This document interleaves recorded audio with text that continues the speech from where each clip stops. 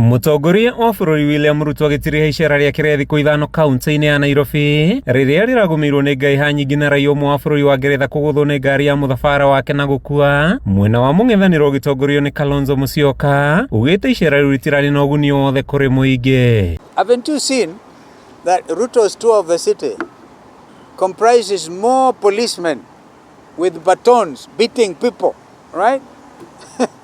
Than the citizens themselves. Kalonzo niurutite icera rĩ mahitia kiuga rĩarĩ na ciĩranĩro kĩa ũndũ rita itangĩkinyanĩrio, akĩũria Kenya gũikara maitho na kwaga kũheneka. So you cannot force yourself on the Kenyan people. Kenyans have decided Ruto must go. Na kumana na tabarĩra ya Haiti, ĩrĩa mũthũrimi wa mathabu ma thirikari yahithũrĩtie tũmĩrĩte ciringi birioni 4.5, Kalonzo augĩte thirikari ya Kenya Kwanza ĩkoretwo ĩgĩkĩrĩra maũndũ matarĩ na mũthingi.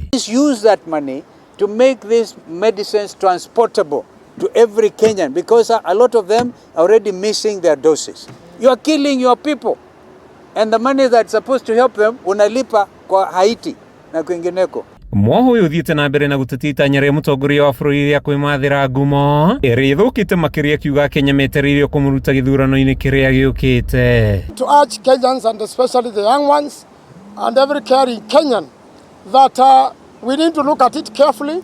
It is not very different from the one which has been rejected before, and the Kenyans should be alert. That's why the president is trying to popularize his ideas in Nairobi. Handũ-inĩ ha Kameme TV, rĩtwa rĩakwa nĩ Mathiũ Ndung'u wa Mbũgua.